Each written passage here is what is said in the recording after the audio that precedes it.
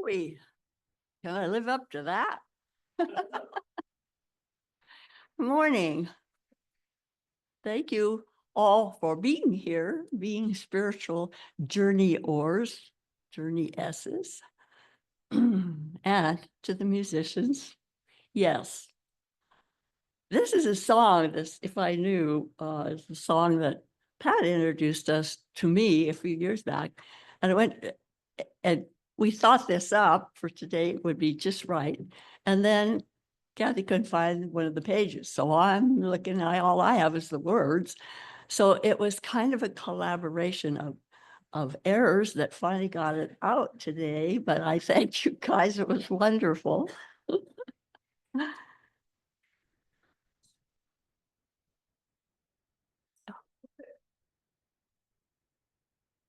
Move it forward. There we go. Okay, so I'm going to move away from the microphone for a minute to unclothe what I have here.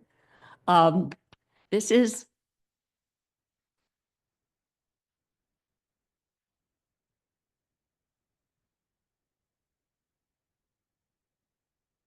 a chart of the energy centers in our body. And if some of you haven't seen it before, I had this years ago that I put together, but it's really from Charles Fillmore, who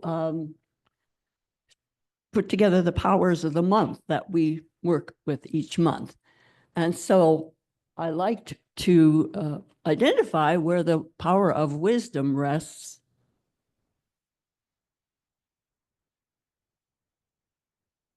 You ever heard of having a gut feeling? Well, that's where wisdom is, right there. So I went online and looked to see what they said. And unity.org, if you want to go look up things with Unity. Wisdom, the highest form of spiritual knowing, includes divine judgment, discrimination, intuition, and other activities of the mind that come under the heading of pure knowing. Well, I would like to add that for me, it's not just my mind, because my mind can lead me in all different kinds of directions. And I have to go through my heart to my solar plexus area to find anything that looks like wisdom. Also, from the Unity website, it said, unloving, critical thoughts react particularly on the wisdom center at the pit of the stomach and may result in such ailments as ulcers, indigestion, and other difficulties of the stomach area and heart. If I knew what a single thought would do. There we go. Who wants that? So my training in, fortunately, in helping me understand that I do have wisdom, that you do have wisdom, that we all have wisdom, and it is a gift, was with the School of Natural Medicine in Boulder, Colorado, which is almost 30 years ago now, which is a very non-traditional school, to say the least. I mean, we danced for 3 days before we even started studying. I thought, what have I paid for? But nonetheless, we learned, energy centers. We learned the chakras. We learned color. We learned reading the iris of the eye and reading the faces and body language and on and on and on, herbs and oils and diet and meditation and everything else that you could think of. And the thing I wanted to share with her, with the teacher, her name's Farida Sharon. She's now 83 years old and still flitting around the world teaching her natural medicine from her perspective and from the perspective of her master, who was, my understanding, the same master in India that Michael Bosardis had. Anyway, one of the things she said one day was, somebody raised their hand in class and said, well, what would you do with this particular disease? What would you suggest? And she just sat there very seriously and she said, I don't do diseases. If you want to do a disease, you go see a medical doctor. I don't do them. And of course, we're all sitting there thinking, we just paid all this money to be here. And what does this mean, Well, she said, I do body systems. So if you want to know what body systems to support, with your mind and with life's activities, well, I can help you with that. So that was a gem for me. And then years after that, after 9/11 happened, I was at a conference in Spokane with Gary Young of Young Living Oils, and there was probably 600 of us there or so. And there was a fireman that came from New York who was working with one of the stations that was really close to the Trade Center. And he came to present a plaque to Gary and the Young Living Company because they had sent literally crates of lemon essential oil and diffusers back to be in the firehouses.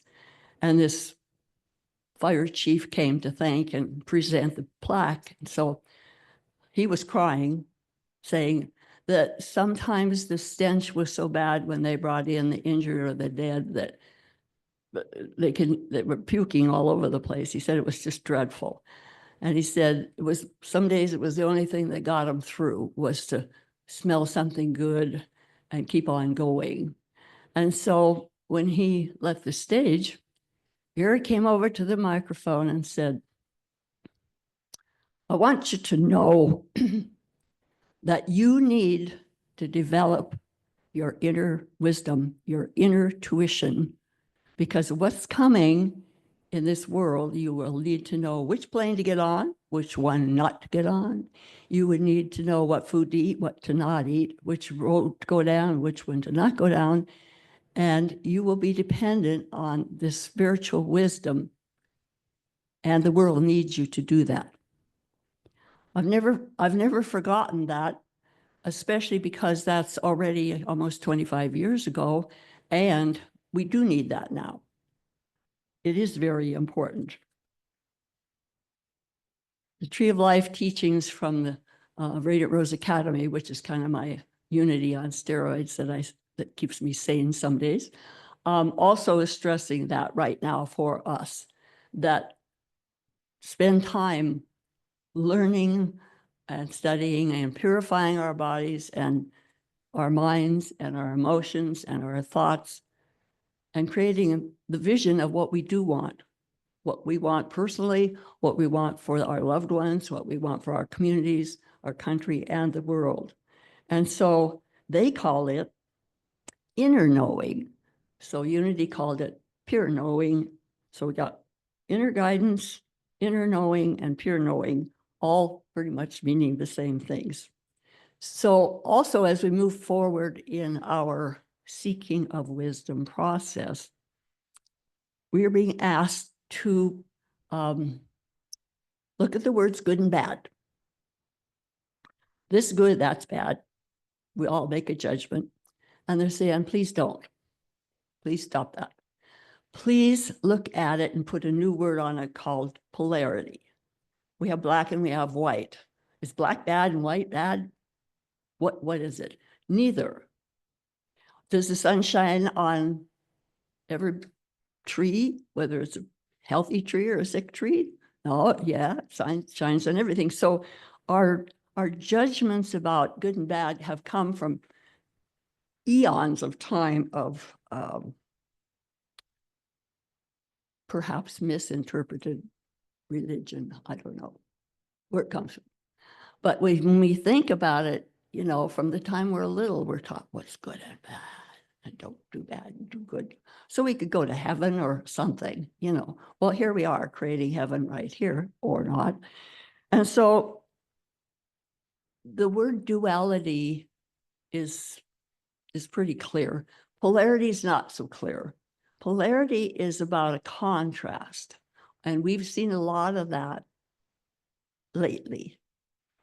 And so contrast is not good or bad either. It is about, and I'm going to write down what I heard. It's simply a consideration for resonance or non-resonance, dissonance. Whether we resonate or we don't. But it's not about disagreement. Not it's about fighting. It's not about war. It's not about killing each other because we don't agree. It's simply observation to say, oh, yeah, that one's okay with me. No, this one doesn't feel okay. And so that changes, for me, that changes the vibration around how I can get my knickers in a knot sometimes about some stuff. And so just put that out there to think about. How can we look at things with different eyes? And then I'd like to put in a cheer for the prosperity class that some of us attended. We were 7 weeks and Susan Gum facilitated it. But I have to say, Mary, if I say her name right, Morrissey, Morrissey, is a wise woman. We listened to little presentations with each of the classes, and I went online and she is there. I Googled Mary Morrissey /prosperity, and she's been doing this for years. And so if you want a little perk for wisdom and a perk for prosperity, and you need some food for your soul, just go Google her and you can spend hours there listening to the things that she says. She's a unity minister from a long time.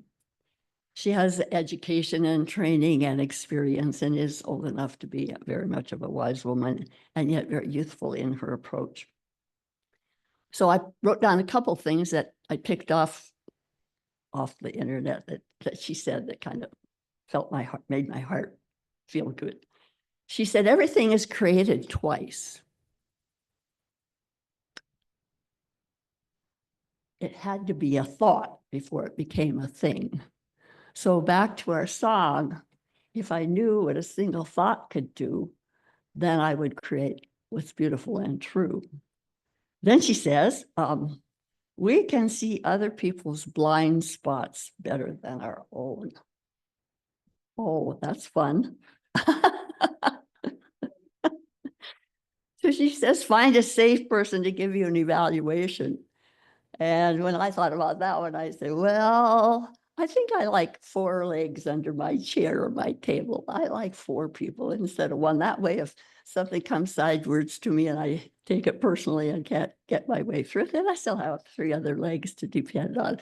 And actually, I have a table with 3 legs. It doesn't stand up very good either. Think of 4. The 4 is good.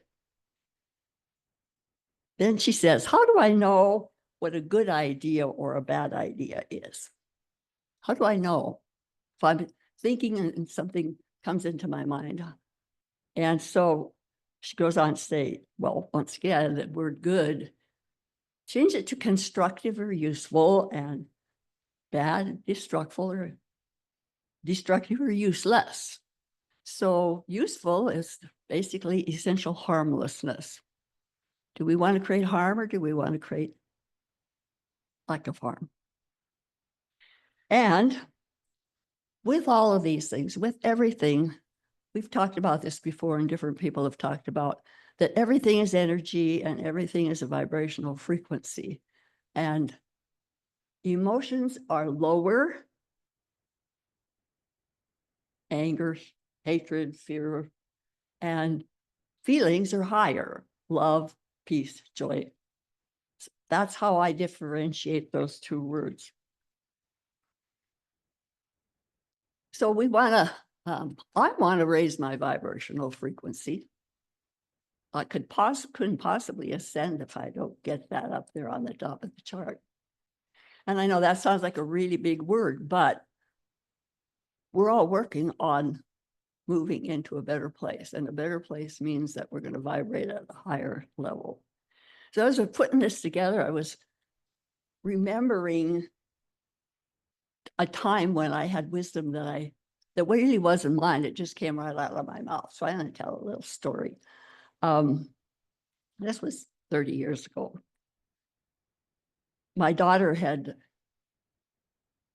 she had left me when she was 16 and went to live with her dad because we had divorced like 10 years before that. She's finally doing her process work about the divorce and being angry at me because I was the one that left. And so I understood that to some degree. But when she said she never want to see me again, that was a long time. Never was a long time. So I had go to the counselor, get some help.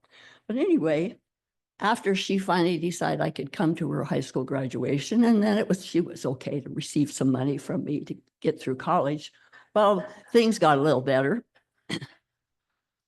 And so she would call me once in a while, not a lot, but once in a while. And she called me to tell me about this new guy she had met that she was going out with. She's probably 20 or 21. And she hadn't dated a lot. So I was asking questions about this guy and well, how old he was, and he's a little older than she was, and what he looked like, and blah, all the stuff. And then she says, and he's out on parole for selling drugs, but I'm sure he wouldn't do anything like that now. Well, I can tell you, my heart dropped to the floor and bounced around, and I thought, I didn't think wisdom for sure. I had some thoughts, all right. I was like, are you? But I didn't say anything. And all of a sudden out of my mouth came, well, what's his most endearing quality? And she said, well, he's really kind. And I said, well, that's really an important quality to have. And my heart's beating and I'm going. So we kind of hung up and I started calling all the angels in and get rid of my fear and to say, oh, I need some help here with this one. She needs some help here with this one. Anyway, about 10 days later, she calls me and she's just ranting and raving on the phone, that blah, blah, blah, blah. I'm going, what are you talking about? What's happening? And she said, oh, well, he made another date with me. And I said, yeah, for when? And she said, well, yesterday. And I said, and what happened? She said, he didn't show up. She said, he stood me up. She said, I am so done with him. And I'm going, oh, thank you to wisdom. Thank you to wisdom for getting her through that one, because I didn't think she was going to be able to do it by herself. So in seeking wisdom today, my invitation, and it's the invitation that I'm given from my spiritual sources, is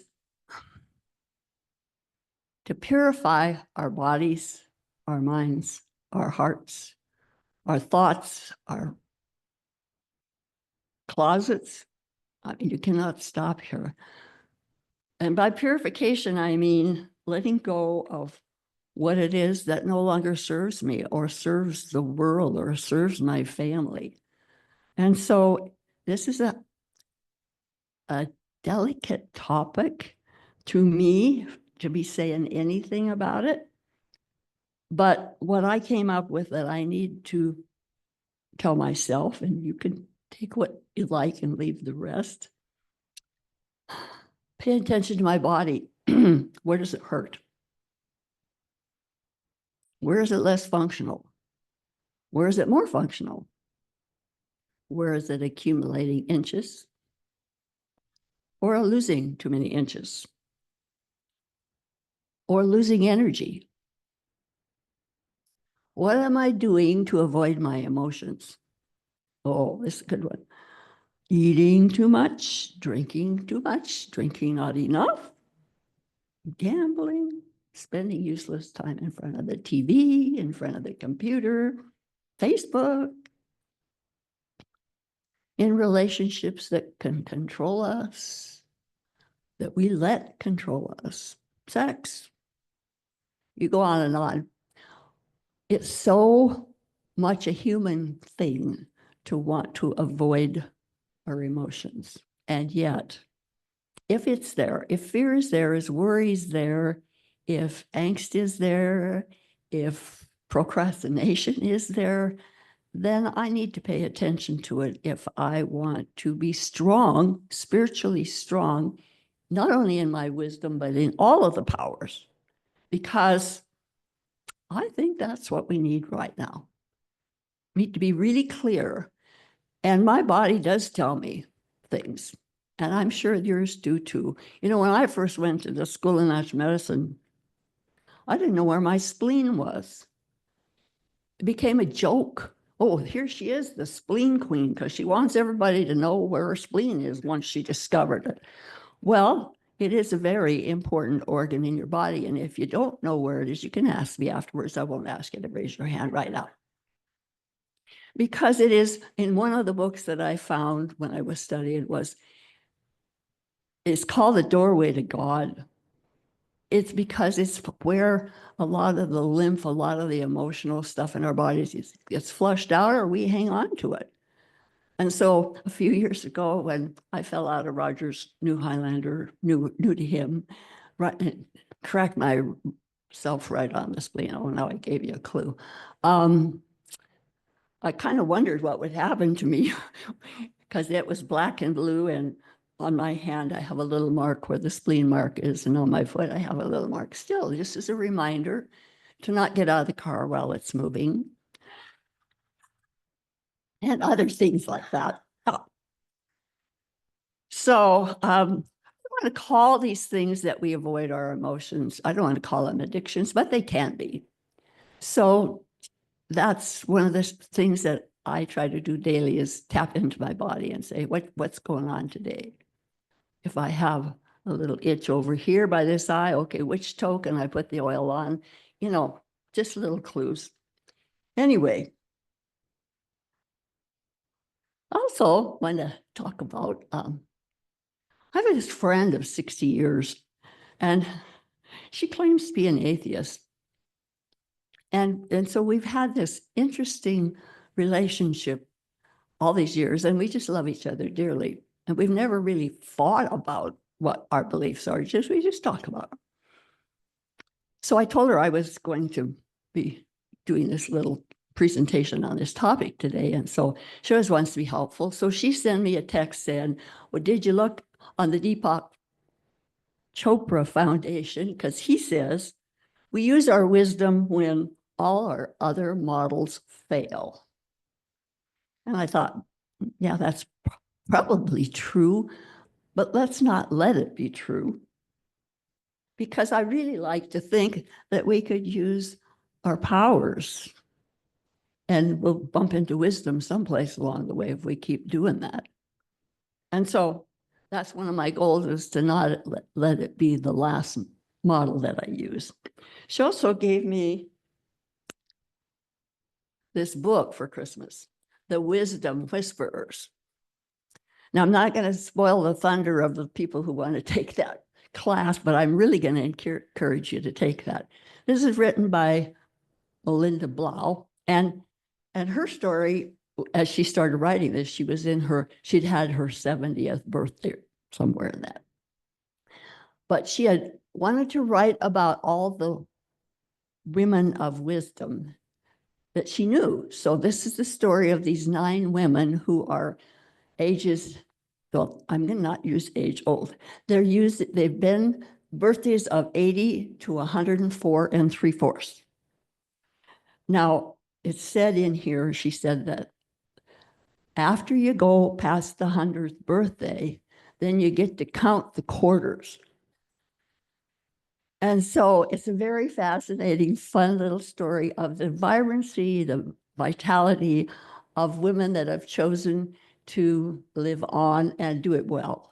And so if you get a chance, want to do it, contact Judy or Nancy, and because they have tapped into their pure inner knowing. So then I was thinking about how the wisdom thing, first consideration, at least for me, was how can I use that to be working out there. But I don't want to minimize the in here, because this is the most important place we can go, is inside ourselves and say, okay, how can I use wisdom to increase my spiritual journey, my resurrection, if you would, to rise out of my human behaviors and into those that will actually create a better world for myself and for everybody else. Because all of this is really about evolving our consciousness. We need to be awake and aware follow our resonance, follow our heart, follow our gut, and know that that's the best that we're going to be able to do. And that each of us has every one of these gifts. And somehow over the eons of time, millions of years since the first time we ever came here, some of those have gotten covered over with the veils of the stories of what happened in the craziness of the human beings. So those are the things that I've been working on that I wanted to share. And those are the things I wish you to consider for yourselves. And so we'll do a little quiet meditation here.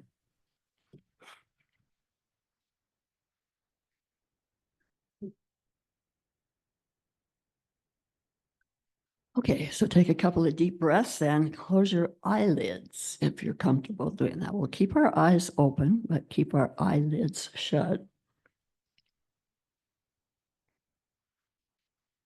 Another deep breath. Beloved mighty, I am God presence within me, above me and everywhere transcendent. I thank you for the gift of life. You are the source of my existence.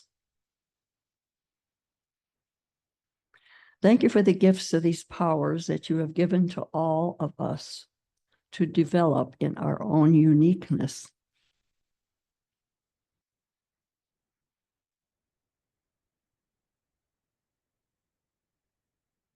I am so happy and grateful now that I embrace the powers that are within me today.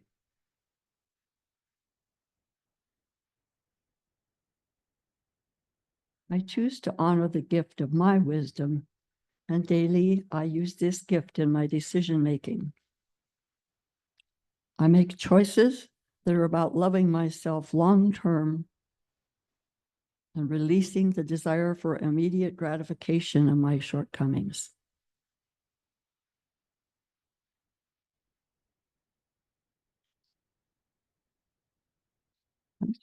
Let us go into the light that illumines our inner self and be in the silence for a few minutes.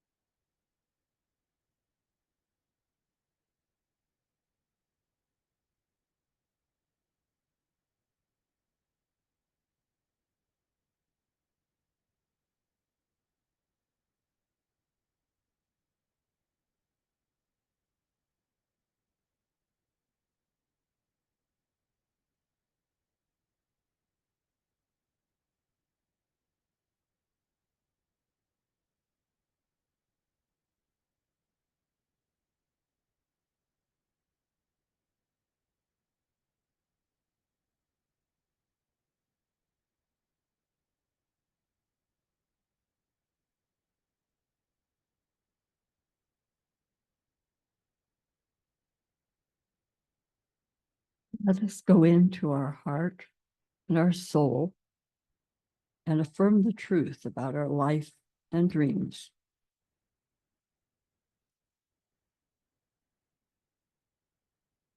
And so with a deep breath, we open our eyelids and return to the room.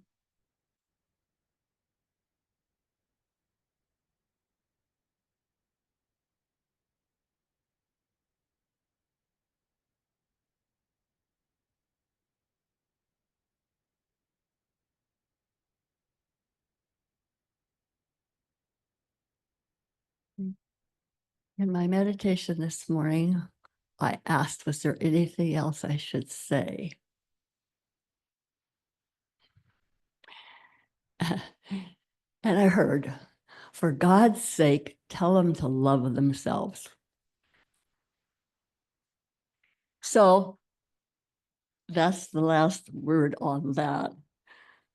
So shall we do our little prayer for protection? We should. Somewhere here it is.